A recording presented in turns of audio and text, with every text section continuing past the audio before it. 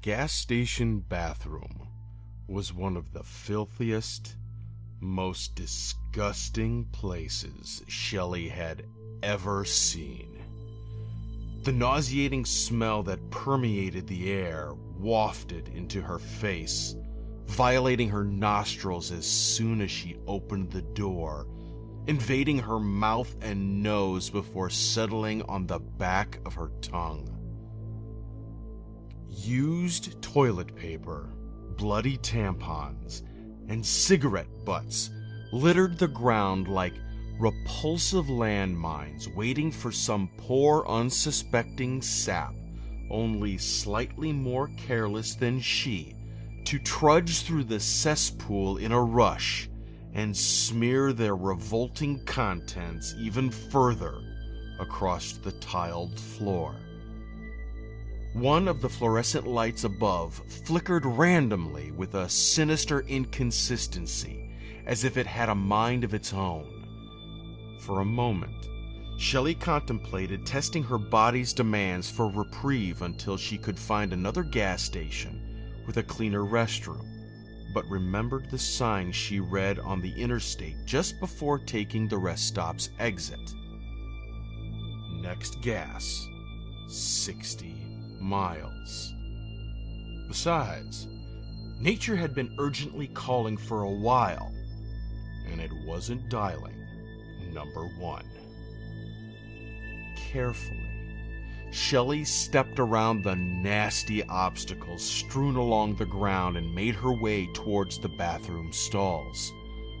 Another hot wave of noxious odor smacked her across the face when she opened the door to reveal an abhorrent porcelain grotesquerie.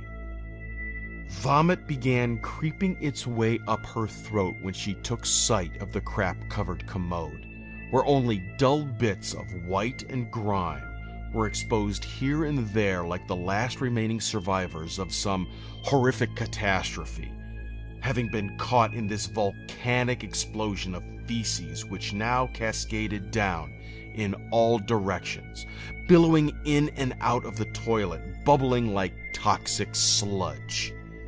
Quickly shutting the door, she turned away while holding her breath in a futile attempt to prevent any more of Mount Evershit's fecal fumes from reaching her already defiled lungs. The second stall was far less repugnant, and aside from the syringe that had sunk to the bottom of the toilet bowl's dirty water, it seemed almost sanitary. Almost. Shelley decided it would have to do, partly because of the pressure building in her bowels, and partly because she feared that checking behind door number 3 might be pushing her luck.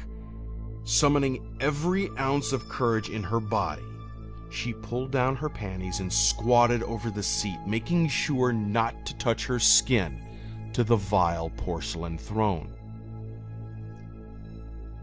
The young lady had barely even begun to relieve herself when the bathroom erupted in a series of clattering and clanging so loud that it nearly caused her to fall backwards into the water out of shock.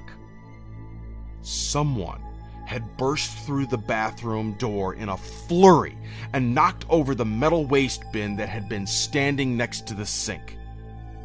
Shelley remained silent, hoping that whoever had barged in wouldn't notice her.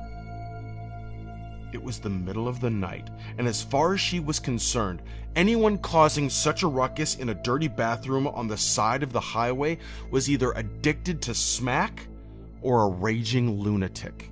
Either way, she wasn't about to let her presence be known if she could avoid it, so she clenched her cheeks and grimaced, fighting off the back-end rebellion. Loud groans were now emanating from the other side of her stall's door.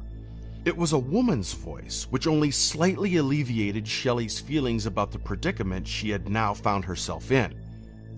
From under the door, she could see the strange woman's legs stumble closer in the direction of the stalls. With a crash and a bang, the woman exploded through door number 3, raucously toppling down to the toilet. The moans turned to cries, and suddenly, the trepidation Shelley had been feeling melted away, only to be replaced by panic as the woman just one stall over from her shrieked at the top of her lungs.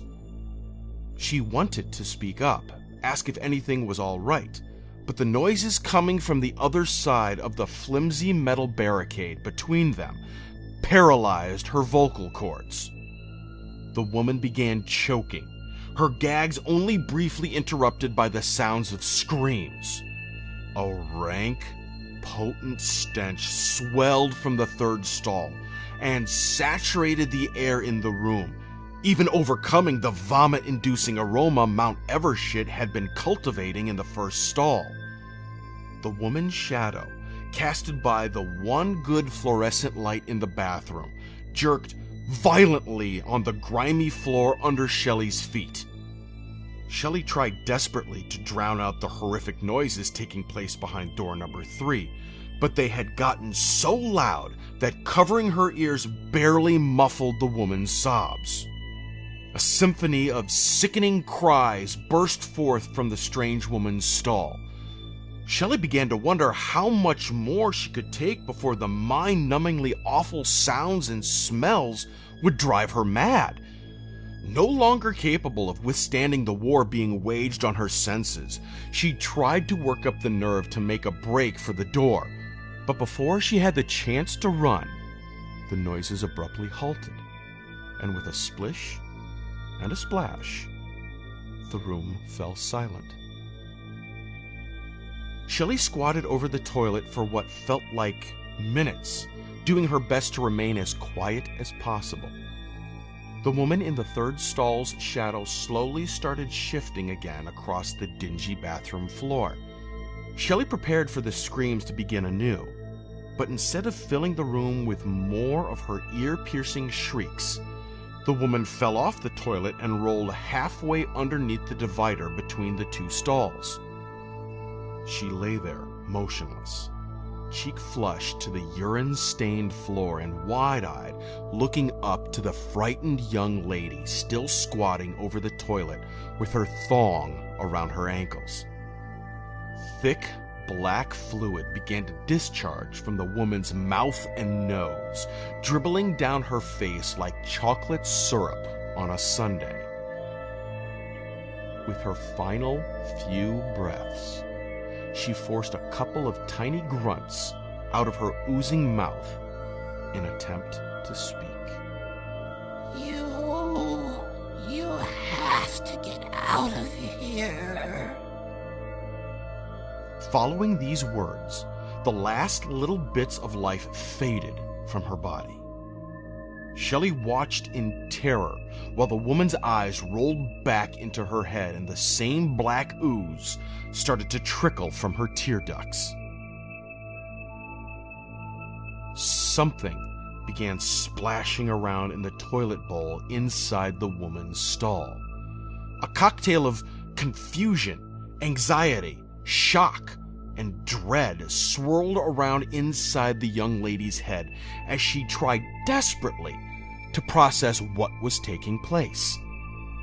From under the divider between the two stalls, Shelley watched a pair of feet, covered in the very same black muck that was still seeping its way out of every orifice in the woman's face, step down from the toilet and onto the bathroom floor. The rusty hinges fastened to door number 3 squealed as whatever was inside slowly began to push the door open. Shelley covered her mouth with both hands, trying not even to breathe audibly, hoping to God that the thing on the other side of the wobbly tin divider between was not aware of her presence. The slimy feet shuffled clumsily out of the stall and across the scum-covered flooring as if their owner was using them for the first time. Shelley bit down on her tongue, struggling to fight off the urge to scream as the sludge-coated feet stopped and turned towards her stall. A hush reigned over the room for what felt like an eternity.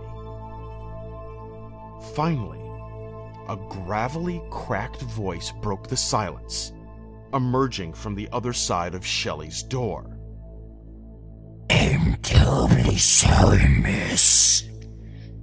But could you spare some toilet paper? I seem to be fresh out.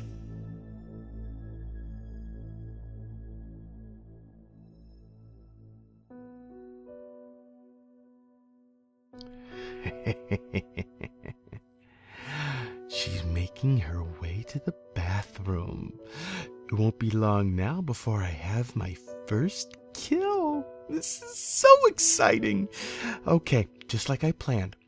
I stand here in the shower with my knife ready and drawn, and when she pulls back the curtain, well, it'll be curtains for her. I made a funny. Here she is. I'm just going to take a little peek so I can get into the perfect position to pounce. Well, isn't this a treat? She's undressing in front of me. Yes, darling, Daddy likes. Slide out of those jeans, why don't you? Would you look at that bottom? It's a very sexy rump if I do say so myself. I'm gonna enjoy running my knife through you, honey. Okay, time to get ready. She's approaching the shower now. Here she comes. Oh, she's sitting on the toilet. I wish I could give her some privacy, but this is kind of a unique situation. I guess everything will be fine, just as long as... Oh, God! Is she taking a... She is! I'm afraid this is terribly embarrassing. Oh, Lord, it stinks in here. I honestly didn't know the human body was capable of creating a stench so foul. What the hell did she have for lunch today?